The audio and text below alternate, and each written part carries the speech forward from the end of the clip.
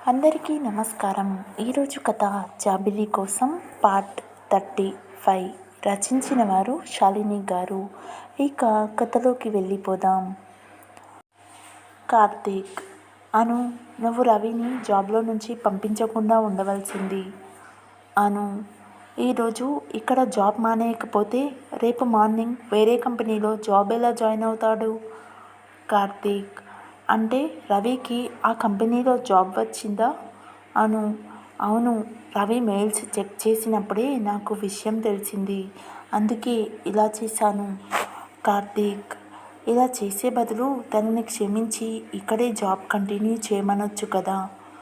అను, రవి ఎందుకు అలా చేసినా ఇప్పుడు ఆ తప్పు సరిద్దకపోతే రేపు మళ్ళీ ఎప్పుడో ఏదో ఒక రీజన్తో మళ్ళీ తప్పు చేస్తాడు. ఇప్పుడు ఈ జాబ్ పోవడం వల్ల ఆ బాధతో అయినా ఇంకో మిస్టేక్ చేయడు. అందుకే. కార్తీక్, అసలు నువ్వు ఇలా ఎలా ఆలోచిస్తావు? అను, ఇప్పుడు అదంతా అవసరమా? నాకు ఆకలి వేస్తుంది, ఇంటికి వెళ్దాం పదా అంటూ కార్తీక్ చేతిని పట్టుకొని కార్తీక్ భుజం మీద వాలిపోయింది. సరే పద అంటూ కార్తీక్, అను క్యాబిన్ నుంచి బయటికి వచ్చి అందరికీ చెప్పి వెళ్తారు. అప్పుడు కూడా అను తల కార్తీక్ భుజం మీద ఉంటుంది. ఇద్దరు కారులో వెళ్తూ ఉంటారు. కార్తీక్, అను.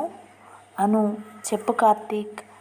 కార్తీక్, ఇంకా ఎన్ని రోజులు నీ అబద్ధపు జాతకంని అడ్డు పెట్టుకుంటావు? అను, ఓ, అది కూడా తెలుసుకున్నావా? కార్తీక్, నేను అడిగింది అది కాదు. అను, కార్తీక్, ఆ జాతకం అబద్ధం కావచ్చు, కానీ దానివల్లే కదా రవి ప్రాబ్లం సాల్వ్ చేయగలిగాను. కార్తీక్, మరి రవి మన గురించి అడిగినప్పుడు అది మన మధ్య అండర్స్టాండింగ్ అని ఎందుకు చెప్పావు? అను, అప్పటికే రవి దొరికిపోయాను అని గిల్టీ ఫీలింగ్లో ఉన్నాడు. జాతకం విషయం చెప్పగానే కన్ఫ్యూజన్లో ఉన్నాడు. ఆ టైంలో కూడా మన మీద వాడికి డౌట్ ఉంది. అందుకే ఆ కన్ఫ్యూజన్లోనే మన రిలేషన్ని కూడా వాడు కన్ఫ్యూజ్ అయ్యేలా చేశాను, అంతే. కార్తీక్, నువ్వు తక్కువదానివి కాదే తల్లి. అవును, నీ జాతకం విషయం నాకు ఎలా తెలిసిందని డౌట్ రాలేదా నీకు? అను, శాస్త్రి అంకుల్కి నాకు మాత్రమే తెలిసిన విషయం నీకు తెలిసిందంటే అది ఖచ్చితంగా అంకులే చెప్పి ఉంటారు. అంకుల్ నా మాట కాదని నీకు చెప్పారంటే ఏదో ఒక రీజన్ ఉండే ఉంటుంది. అది తెలుసుకోవాలనే ఇంట్రెస్ట్ నాకు లేదు ఇప్పుడు. కార్తీక్, అది కాదను. ప్లీజ్ కార్తీక్, ఇంకా ఆపు నీ ప్రశ్నలు. నాకు చాలా టైర్డ్గా ఉంది, ఆకలి వేస్తుంది, తొందరగా వెళ్ళు అంటూ కార్ డ్రైవ్ చేస్తున్న కార్తీక్ భుజం మీద పడుకుంటుంది అను. అను అంత చనువుగా ఉండేసరికి ఏం మాట్లాడకుండా ఇంటికి తీసుకెళ్తాడు. ఇద్దరు ఫ్రెష్ అయి వచ్చి లంచ్కి రెస్టారెంట్కి వెళ్తారు. అక్కడ కూడా కార్తీక్ అనుకి తినిపిస్తాడు. రోజు రోజుకి అను కార్తీక్కి బాగా దగ్గరవుతుంది. ఇద్దరూ కలిసే ఆఫీస్కి వెళ్ళి వచ్చేవారు. లంచ్ టైంలో కూడా కార్తీకే అనుకి తినిపించేవాడు. ఎవరు చూస్తున్నారని కూడా పట్టించుకునేవాడు కాదు. అను మొదటిలో కొంచెం ఇబ్బంది పడినా తర్వాత తనకి అలవాటైపోతుంది. వాళ్ళని చూసిన అందరూ వాళ్ళని లవర్స్ అని ఫిక్స్ అయిపోయేవారు.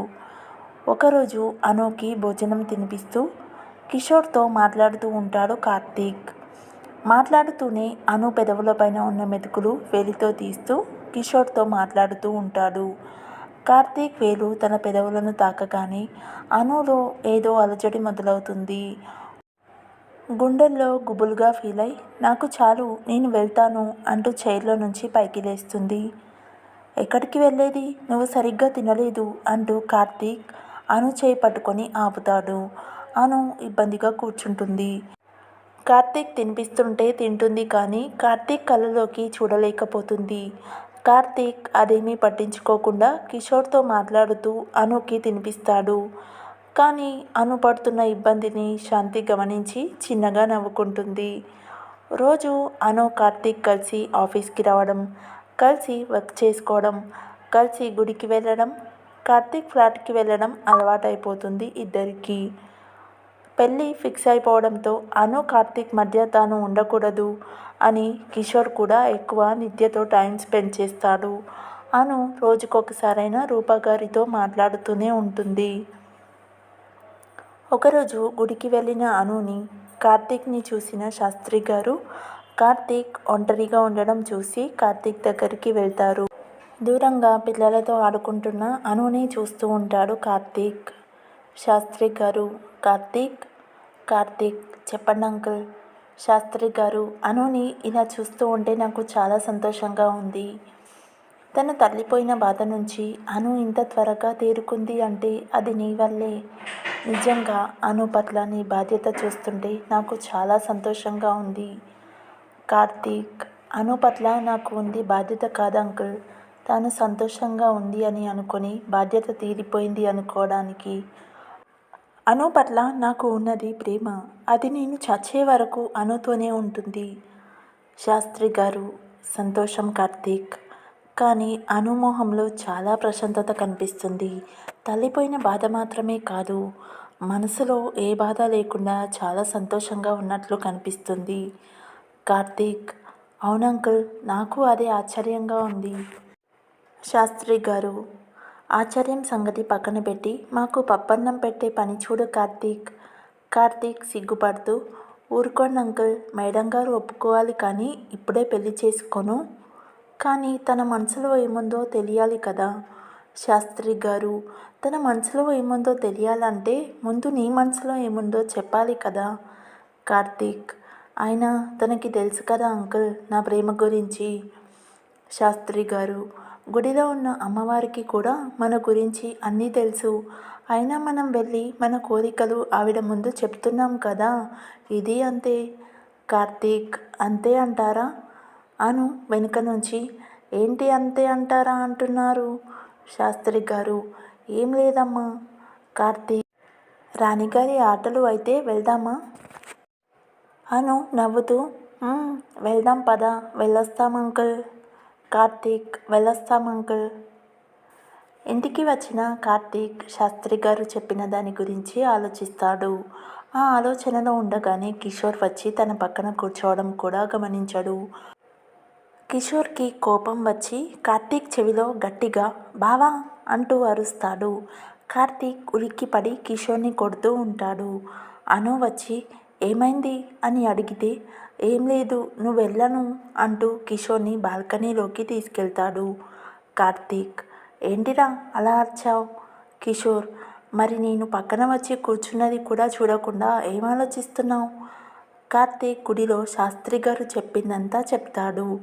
కిషోర్ నిజమే బావా, శాస్త్రి గారు కరెక్ట్గానే చెప్పారు. నువ్వు తొందరగా అనుకి ప్రపోజ్ చేయి, అను ఒప్పుకుంటుంది. మా పెళ్ళి కాగానే మీ పెళ్ళి కూడా చేసేద్దాం. కార్తీక్ పరధ్యానంగా మీ పెళ్ళి కన్నా ముందు మా పెళ్ళి అయిపోతే? కిషోర్ అంటే మాకన్నా ముందు పెళ్ళి చేసుకునే ప్లాన్లో ఉన్నామన్నమాట. కార్తీక్ అబ్బా అదేం లేదురా, ఏదో నోటి నుంచి అలా వచ్చేసిందంతే. కిషోర్ సర్లే కానీ ఇంతకీ మా అక్కకి ఎప్పుడు ప్రపోజ్ చేస్తున్నావు? కార్తీక్ ఏమోరా చాలా భయంగా ఉంది. కిషోర్ నువ్వు ఇలా భయపడుతూ కూర్చో. మొన్న రవిగాడు అనుని లవ్ చేస్తున్నానంటూ మీ మధ్యలోకి రాబోయాడు. రేపు ఇంకెవడో వస్తాడు నీకు పోటీకి, అప్పుడు ఉంటుంది నీకు.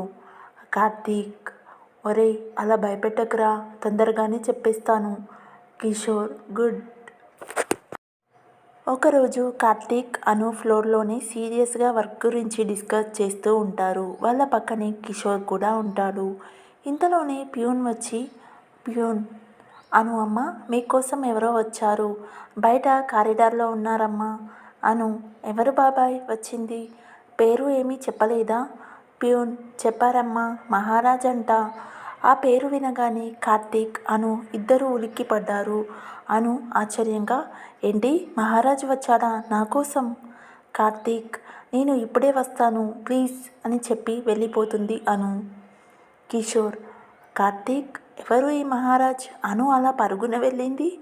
కార్తీక్ టెన్షన్గా అన్నావు కదరా నాకు పోటీకి ఎవరైనా వచ్చేస్తారని, వచ్చేసారా బాబు. ఇంతకీ ఈ మహారాజ్ ఎవరు? అనుకి మహారాజ్కి ఉన్న రిలేషన్ ఏంటి? కార్తీక్ అంతలా టెన్షన్ పడడానికి కారణం ఏంటో తెలుసుకోవాలంటే నెక్స్ట్ పార్ట్ దాకా వెయిట్ చేయండి. If you like this video please like, share and subscribe to my YouTube channel. Thank you.